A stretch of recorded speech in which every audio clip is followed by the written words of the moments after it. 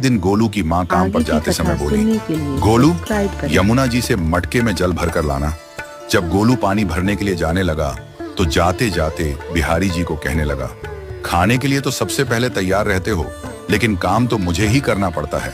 अगर यहाँ रहना है तो काम करो। कहकर गोलू यमुना जी से जल भरने के लिए चल पड़ा। गोलू जब यमुना जी में जल भरने लगा तो उसने देखा कि यमुना जी के अंदर बिहारी जी विराजमान हैं और कह रहे हैं, ला गोलू, घड़ा हम भर देते हैं। गोलू उनको देखकर हैरान हो गया और बोला, नहीं नहीं, मैं अपने आप भर लूंगा।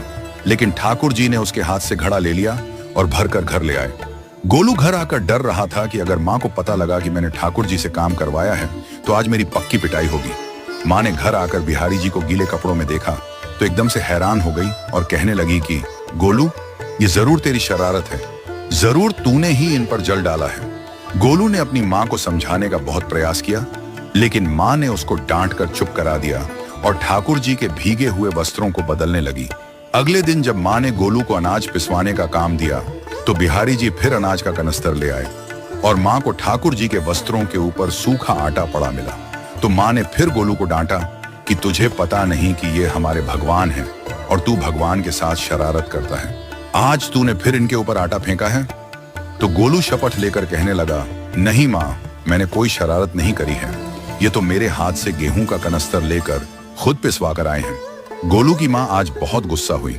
अगले दिन फिर माँ बोली, बेटा गोलू, आज तुम्हारे बाबा बाहर गांव से वापस लौट आएंगे। बस आज का ही काम है, तुम जंगल से थोड़ी लकड़ियां ले आना। गोलू फिर डर गया, कहीं ठाकुर जी फिर मेरे पीछे ना आ जाएं। गोलू ने माँ को बोला कि मैं चला तो जाऊंगा, लेकिन बिहारी जी को समझा लो, वो मेरे पीछे ना आए। उसकी माँ हंसकर बोली, हाँ हाँ समझा दूंगी, तुम जाओ तो सही। गोलू जल्दी जल्दी लकड़ियां लेने जंगल में चला गया और माँ काम पर चली गई। लेकिन उस दिन माँ काम से जल्दी वापस आ गई और देखा बिहारी जी अपनी चौकी पर विराजमान नहीं है।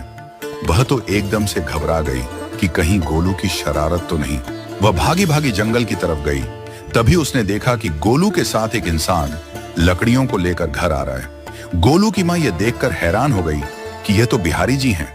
ये क्या हमारे भगवान हमारा काम कर रहे हैं? इसका अर्थ गोलू ठीक कह रहा था। वह जल्दी जल्दी भागकर ठाकुर जी के पास गई और लकड़ियां उनके हाथ से लेते हुए उनके चरणों में गिरकर रोती हुई बोली, हे बिहारी जी, ये आप क्या कर रहे हो? मुंह गरीब का काम क्यों कर रहे हो?